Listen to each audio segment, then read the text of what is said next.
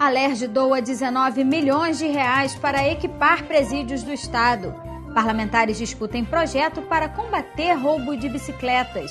E hospitais, delegacias e centros sociais terão que divulgar o serviço Viva Voz 132. O Jornal da Alerj começa agora.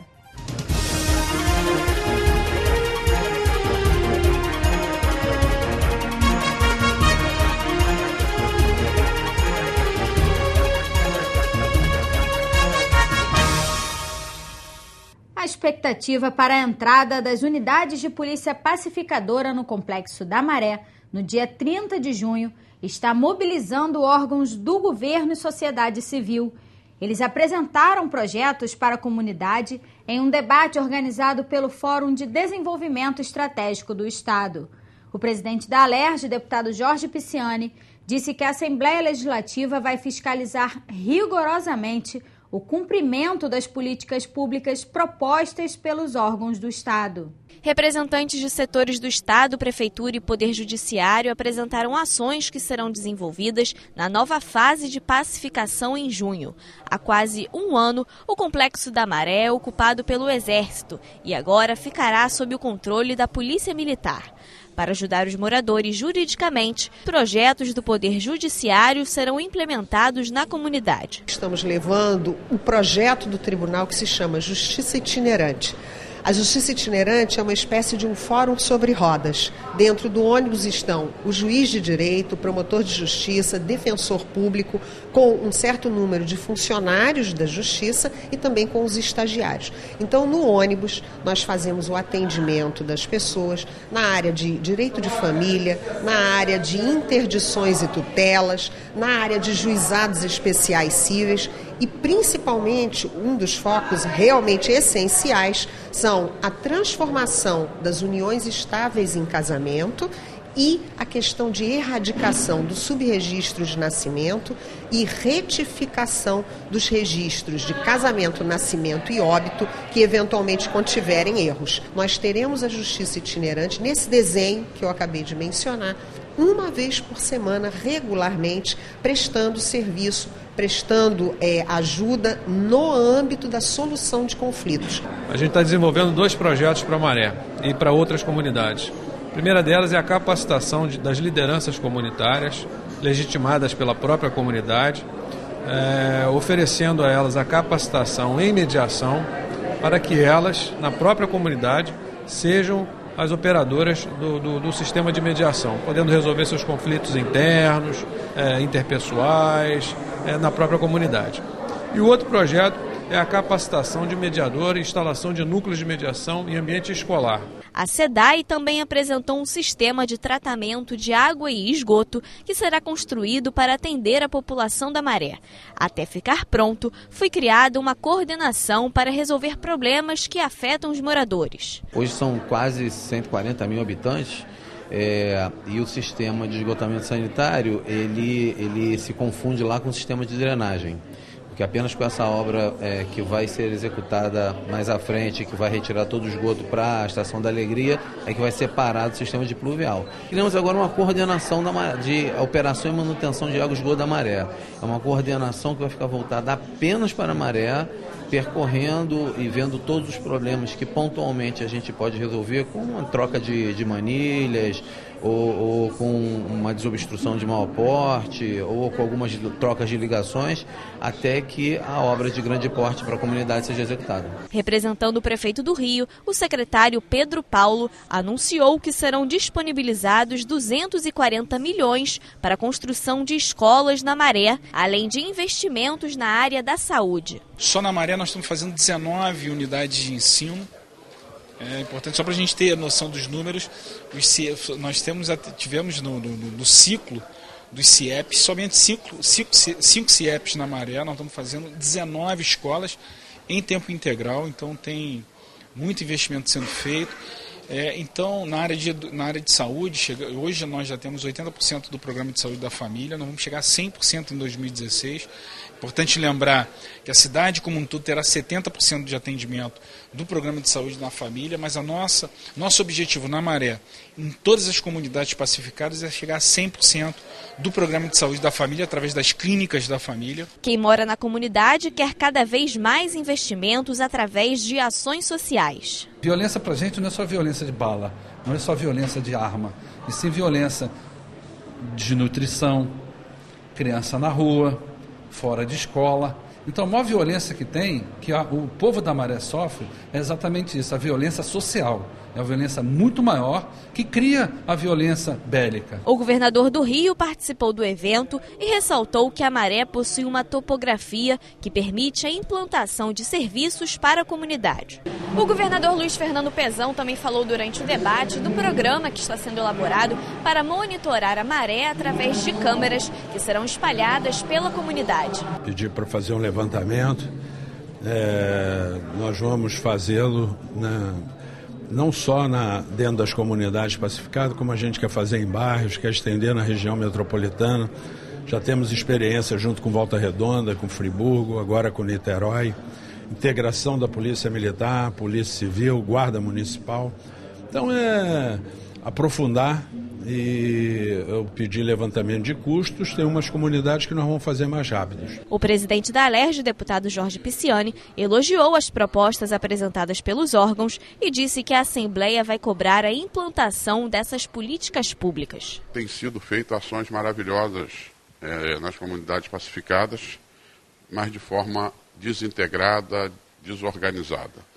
A Prefeitura, por exemplo, faz o maior investimento em escolas de horário integral nas comunidades. Por exemplo, só a Maré, as comunidades da Maré terão 19 novas escolas, né?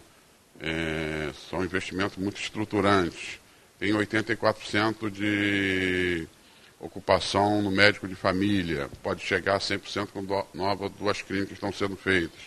O governo do Estado está fazendo CVT, Escola Técnica, a Conlurb faz ações, a SEDAI tem projetos de investimentos, mas que a gente não conhece o calendário. Eu cobrei franca e duramente do presidente da SEDAI, que quando disser tem uma boa notícia, me diga quando começa a obra e quando termina. Nós esperamos que com um pouco mais de coordenação se avance muito mais. Eu vi, por exemplo, a subsecretaria de Direitos Humanos do Estado, falando da Casa dos Direitos do Cidadão, mas totalmente desintegrado de um projeto muito mais forte, que é da Justiça Itinerante, que tem muito mais recursos e muito mais capitalidade e uma função constitucional de poder resolver. Acabar, por exemplo, com um subregistro, né? Até adultos com idades avançadas não têm certidão de nascimento, quer dizer, não tem cidadania. Então você vê que tem muitas ações que precisam de coordenação. O papel do parlamento é tentar coordenar. Nesta quinta, a Alerj doou 19 milhões de reais para equipar os 33 presídios do estado com aparelhos de scanner corporal. A compra dos equipamentos vai garantir o cumprimento da lei aprovada pela Alerj, que proíbe a revista íntima nos presídios do estado. Nós ainda vamos iniciar a obra de adaptação. Nós conseguimos também com a própria empresa 5% de desconto, e nesse desconto eles vão fazer a nossa obra para ser colocado os nossos scanners. Então, para finalizar, 180 dias. Né? Nós, quando fecharmos o contrato, que o processo já está se fechando até segunda-feira, tem um que vai ser entregue de imediato, mas temos que fazer uma obra para alocá-los na unidade. Mas eu tenho certeza que 180 dias vai estar tudo entregue e funcionando. E nós, da SEAP, já não estamos mais usando essa revista fechatória. Durante a entrega do cheque, o presidente da Alerj, deputado Jorge Pisciani, destacou a importância de economizar recursos do orçamento próprio da Alerj, que agora vão ser empregados na compra de scanners para a SEAP. Acreditamos que seja positivo, não só para o funcionalismo público, mas sobretudo para a sociedade como um todo, mostrando que o Rio de Janeiro dá um exemplo ao Brasil de que nós devemos buscar humanizar e não fazer com que as pessoas se sintam mais revoltadas. A pessoa está lá, foram condenadas, estão cumprindo as suas penas, isso não pode ser estendido à família do preso. nada mais degradante do que uma revista vexatória. A Assembleia vai continuar economizando e aplicando em bons projetos. A deputada Marta Rocha lembrou do cuidado da Casa em tratar do assunto com a aprovação da lei que proíbe a revista íntima no sistema penitenciário e no Degase. O presidente consultou o então secretário Sérgio César Rubens e posteriormente o atual secretário Eri Costa Filho. E ambos os secretários disseram da importância do uso da tecnologia no enfrentamento dessa questão, né? Lembrando que essa revista atinge de um modo muito particular as mulheres. É só olhar uma fila num presídio masculino para ver a quantidade de mulheres das diferentes faixas etárias esperando para fazer a visita. O presidente da Alerj também anunciou a doação de 10 carros da frota da Alerj para a SEAP. Nós unificamos a frota agora num veículo Nissan, fabricado aqui no estado do Rio de Janeiro, comprando dentro do programa Compra Rios, que reduz o ICMS, e com isso unificamos a nossa frota.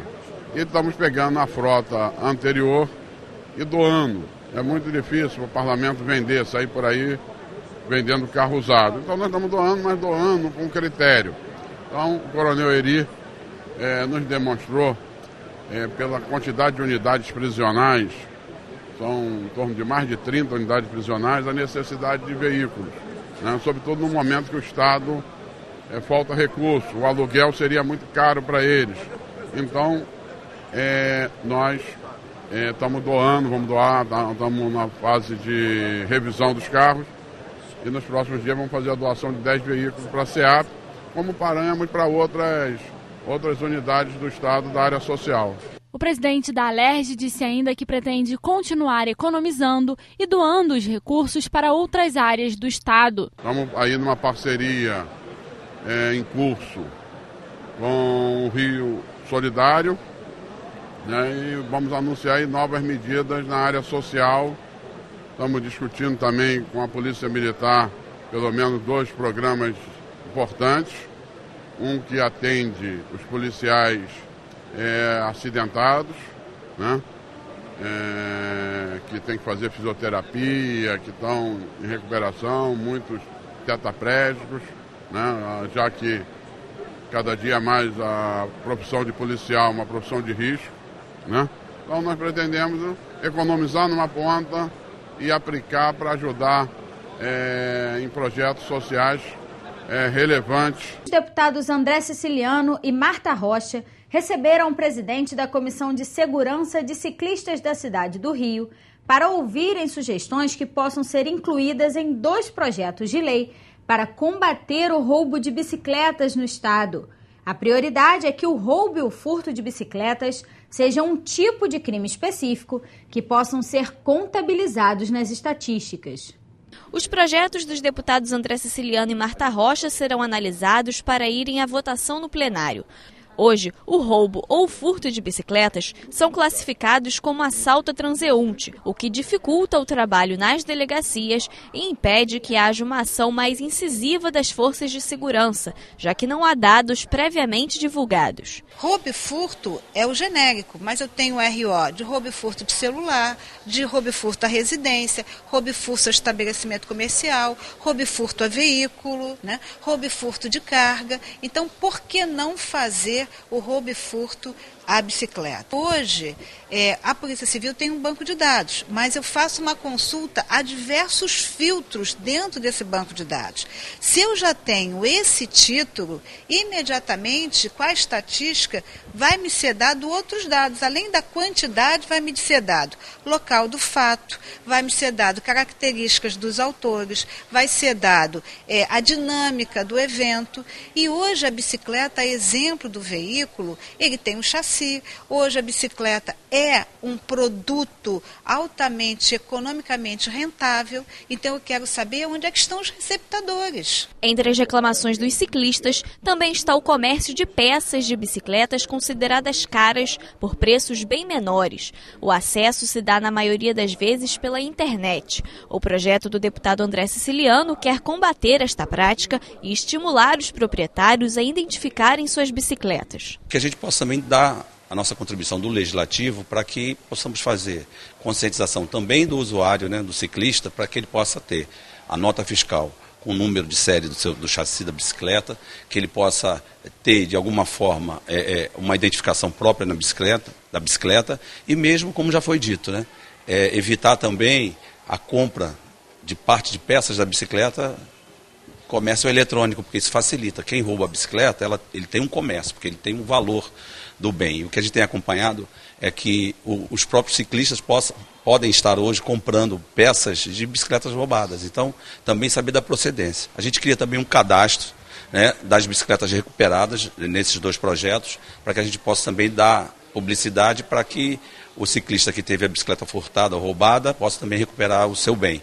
A situação das ciclovias, que às vezes não possuem iluminação suficiente e árvores podadas, contribui para o aumento do número de crimes contra ciclistas. Os praticantes do esporte pedem medidas rápidas para aumentar a segurança. Hoje a bicicleta, ela é prevista no Código Brasileiro de Trânsito. Ela é um veículo. E assim como qualquer veículo, qualquer carro e qualquer motocicleta, ela pode sim entrar para as estatísticas, pode e deve entrar para as estatísticas. O Rio de Janeiro se propõe a ser a cidade com maior malha cicloviária até 2016. Serão 450 quilômetros de malha de ciclovias. Hoje temos 380. Quanto mais ciclovias na rua, mais bicicletas na rua. Quanto mais bicicletas, você pode ter certeza, e será fato, que os roubos e furtos de bicicletas vão acontecer em maior quantidade. Todas as delegacias de polícia estão abarrotadas de bicicletas recuperadas. E pela inexistência desse título, se um detetive, um delegado da Zona Norte recupera uma bicicleta de uma vítima na Zona Sul, ele não sabe que a vítima fez a ocorrência na Zona Sul e a vítima não sabe que a bicicleta dele foi recuperada, porque entra como um simples roubo a transeunte. Então é como se fosse um roubo a carteira, um roubo a pedestre normal, um roubo a celular não. Celular entra para as estatísticas. Então por que a bicicleta não entra? O presidente da Alerj, deputado Jorge Pisciani, apoiou o projeto dos 2 parlamentares e enfatizou que há necessidade de uma discussão no Congresso Nacional para que ocorra mudanças nas leis que envolvem a penalização de menores e o porte de armas. Nós precisamos mudar essa legislação, por isso é importante que a Câmara Federal, que tem a possibilidade da legislação sobre o Código Penal, fique atento. Eu sou a favor de um desarmamento total, né? Investimentos pesados e pena pesada. E eu sou contra a redução da maioridade penal, porque depois você tem que reduzir para 14 anos, depois para 12 anos. Mas eu sou a favor de que pague pelo crime qualquer um, seja na idade que for, que estiver portando uma arma. O projeto de transposição do Rio Paraíba do Sul vai ser iniciado no fim do período de estiagem. A informação foi passada para a CPI que investiga a crise hídrica no estado nesta quinta-feira pelo superintendente adjunto de regulação da Agência Nacional de Águas, a ANA. A transposição do Paraíba do Sul é um projeto do governo paulista que pretende desviar a água do rio para abastecer o sistema Cantareira em São Paulo, que enfrenta uma crise hídrica por conta da estiagem no Sudeste. Pelo projeto aprovado pela ANA, fica autorizada a interligação entre o reservatório de aproveitamento hidrelétrico de Jaguari, que fica no Rio Jaguari, na bacia do Paraíba do Sul, ao reservatório do rio Atibainha, parte do sistema Cantareira, localizado na baía do rio Piracicaba. O projeto vai mudar as regras atuais de operação da bacia, como a vazão dos reservatórios, que deve ser diminuída para garantir água na bacia do rio Paraíba do Sul, permitindo a transposição. Somente há viabilidade para fazer essa transposição se houver uma mudança nas regras atuais de operação da bacia do rio Paraíba do Sul. E essa mudança precisa aumentar a garantia de água para atender aos usos da bacia do Paraíba do Sul, entre eles a região do Rio de Janeiro. Então, com base nisso, foi proposta pela ANA e pelos estados do Rio, São Paulo e Minas uma nova regra de operação para a bacia do rio Paraíba do Sul, que vai permitir a viabilidade da transposição e também aumentar a garantia de água para o Rio de Janeiro.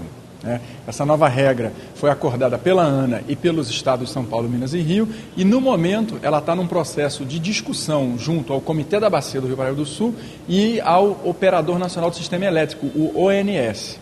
Quando nós recebermos a manifestação do ONS, nós vamos avaliar as propostas e aí vamos fechar, vamos concluir a nova regra da bacia, em conjunto com o Estado do Rio de Janeiro, o Estado de Minas e o Estado de São Paulo, e publicar então uma nova regra, uma nova resolução, definindo como que tem que ser operada a bacia do Rio Paraíba do Sul. O representante da ANA falou também sobre a construção de uma soleira submersa na foz do Rio Guandu, para diminuir a invasão da água do mar pelo interior das rochas, que afeta empresas localizadas na região. Segundo Patrick Tomás, a construção da soleira, que será paga pelas empresas locais, está aguardando a autorização da Marinha para ser iniciada e vai ajudar a reduzir a vazão do Rio Guandu de 190 metros cúbicos por segundo para 110 metros cúbicos por segundo. Para evitar o problema da intrusão salina, está sendo construída uma estrutura no rio, uma soleira submersa, que é uma estrutura que vai estar dentro do rio e vai impedir que a intrusão salina suba o rio e afete as captações das indústrias.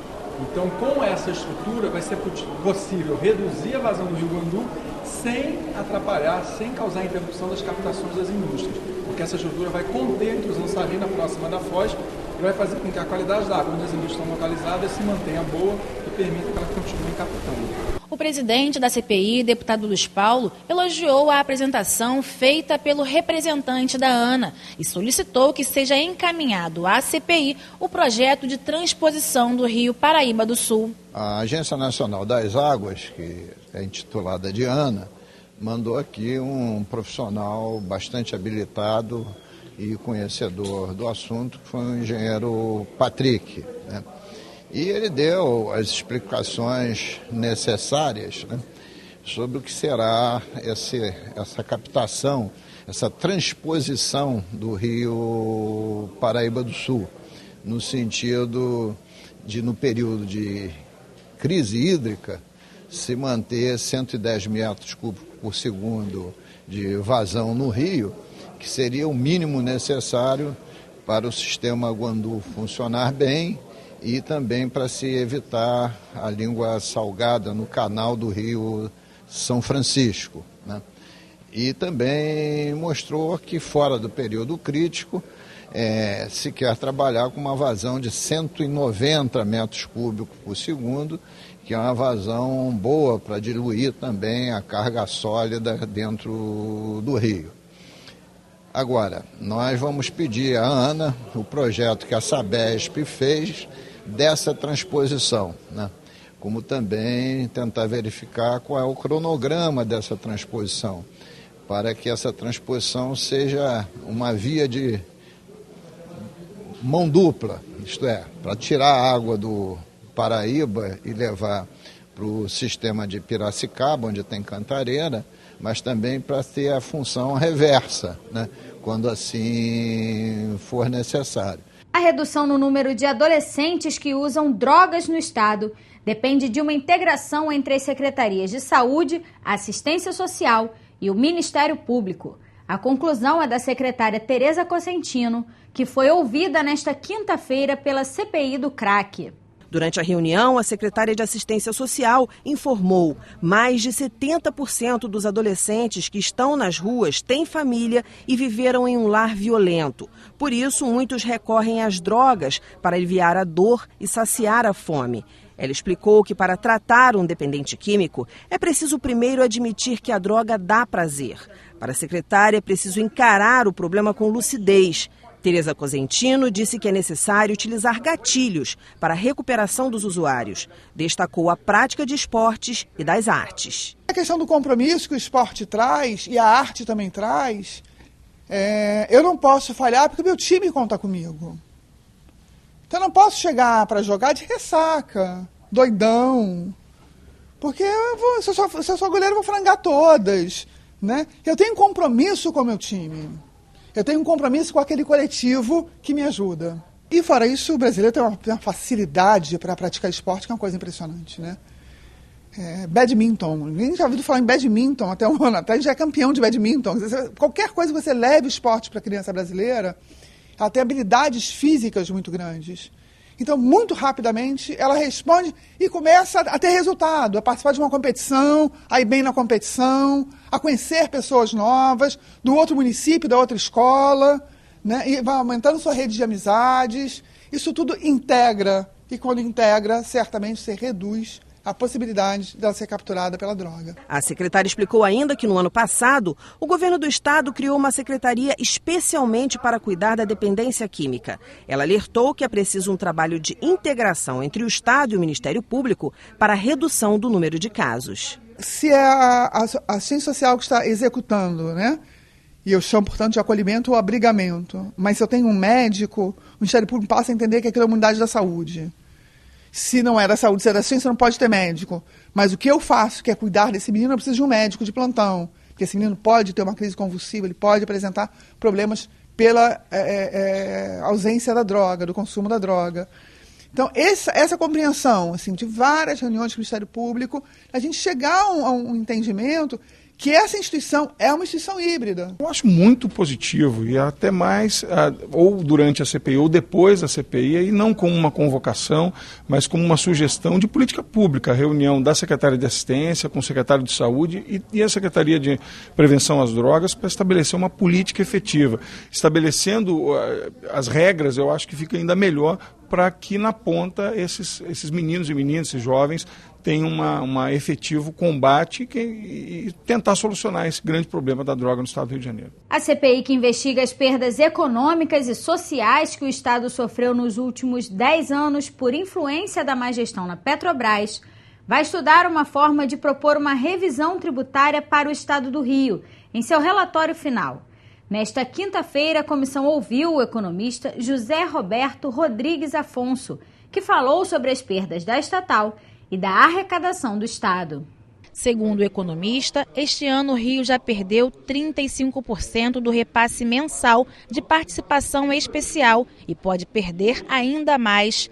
A queda do preço internacional do petróleo e o fato de o estado não poder tributar em cima do produto foram alguns fatores destacados por José Roberto Rodrigues Afonso como causas para que o estado perca aproximadamente 11% da sua receita própria a longo prazo. Segundo o economista, houve uma deterioração da governança corporativa da Petrobras, uma piora na lucratividade, um endividamento crescente, principalmente com os bancos estatais, decrescente arrecadação de tributos e uma brutal perda do patrimônio público. O ideal é uma recuperação da credibilidade da empresa, da governança da empresa e, junto com isso, uma revisão dos investimentos e da forma como a empresa contribui com impostos, com royalties e com participações especiais para que isso possa permitir reverter o quadro atual de dificuldades que acaba atingindo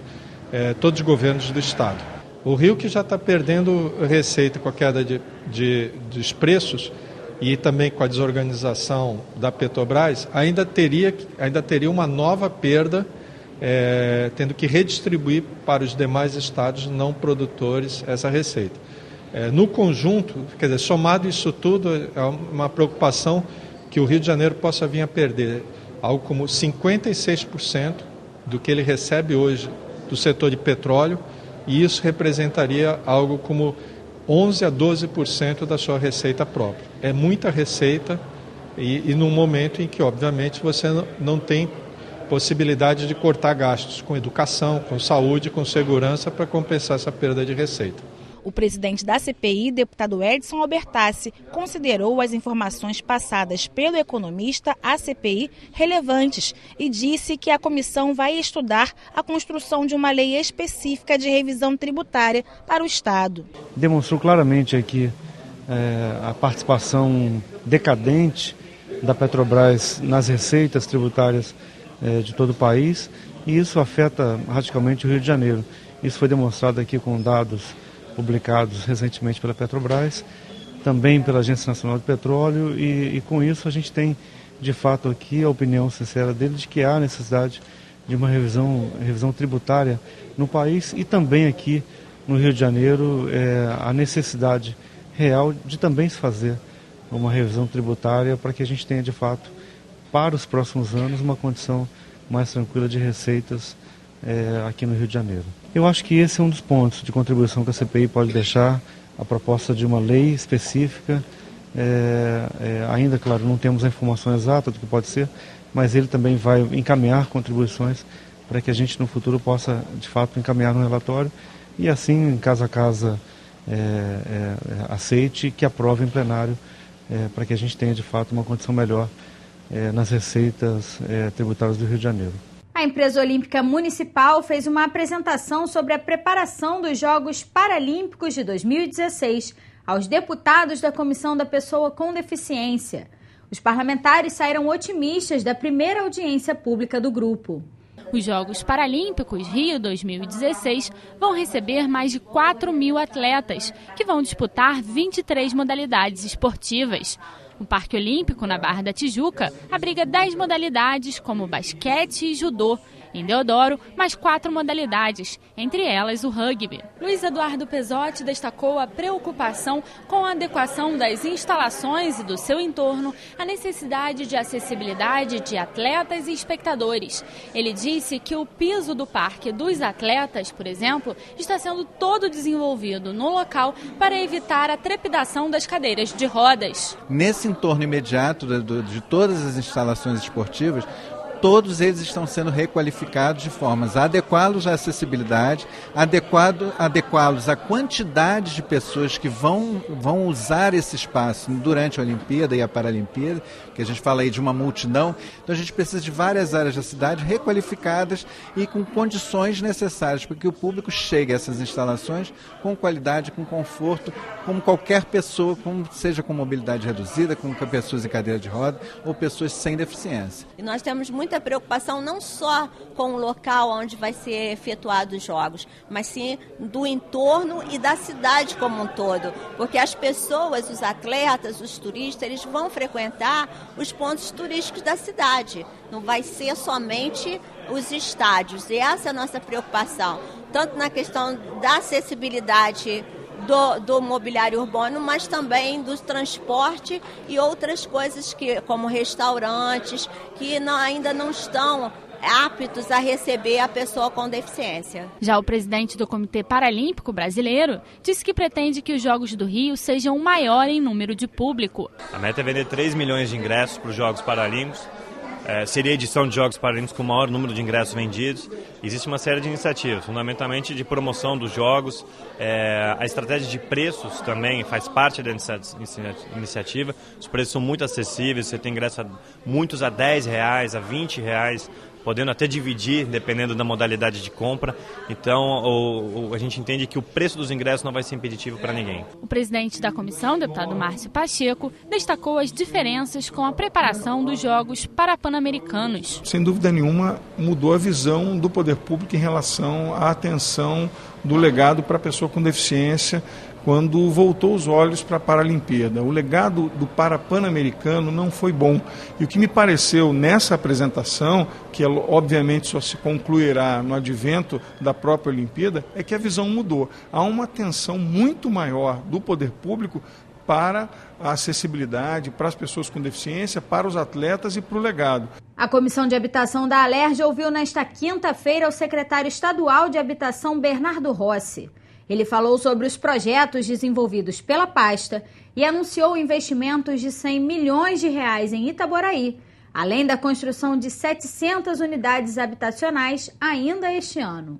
Segundo o secretário, cerca de 10% dos domicílios do Brasil estão em situação precária. Só no Rio de Janeiro, esse número chega a 450 mil residências. Ele explicou o que tem sido feito pelo governo do estado para minimizar os problemas. Desde 2007, mais de 102 mil moradias já foram entregues à população. Também estão em desenvolvimento programas para facilitar o acesso de servidores públicos à casa própria, melhorar as áreas no entorno de habitações populares, construção e valorização de conjuntos habitacionais, apoio às famílias que perderam imóveis em catástrofes naturais ou que ainda vivem em locais de risco. Programas muito importantes, como o Meu Lugar, que é um programa de infraestrutura, onde nós mudamos a realidade de um bairro, de uma comunidade, que as pessoas não tinham saneamento básico, pisavam na lama, comunidades que não tinham drenagem, e a SEAB, junto com o ITED e a Secretaria,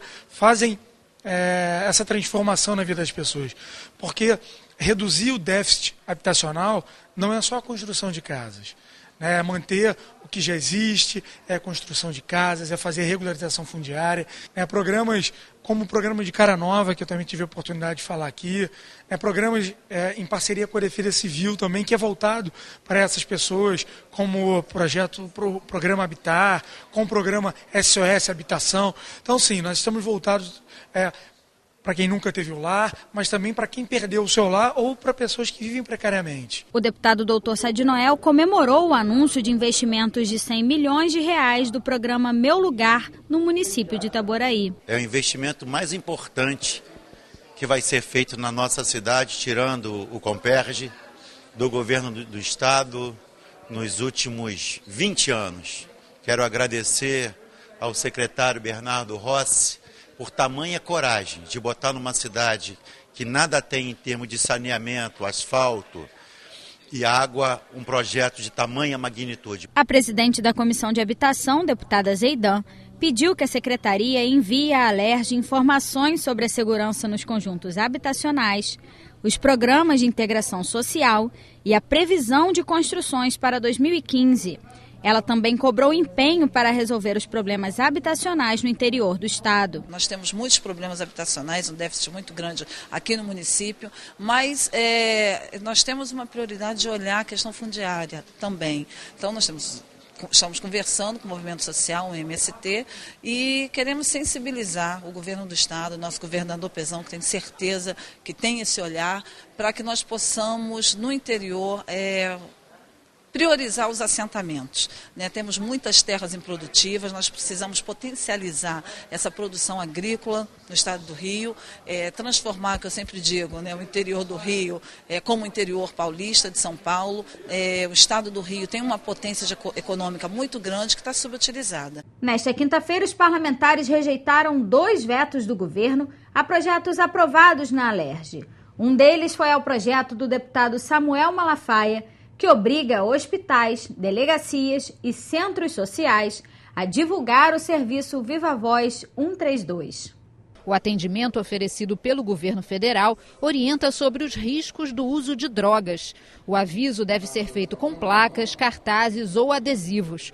O veto foi rejeitado e o projeto vai virar lei. O programa está feito, o programa do governo federal, com base na universidade lá do Rio Grande do Sul, atende os telefones, tanto os fixos quanto os celulares, sem custo nenhum, sem identificação da pessoa. Você pode colocar um cognome, porque às vezes eles pedem que a pessoa que já tenha se comunicado dê um cognome, Joaquim, Juca, tá? Para que possa seguir depois, saber que o Juca que está naquele problema. Eles aconselham, eles informam onde tem um CAPS, o que fazer, onde fazer uma entrevista, onde a família levar o drogado, internação livre ou compulsória. Então, é um serviço de primeiríssima linha, como já devia ter no Brasil, e felizmente o governo federal está patrocinando. Outro veto analisado foi ao projeto da deputada Lucinha, que autoriza o governo a criar o regime assistencial especial de atendimento de emprego e renda para mulheres vítimas de violência conjugal.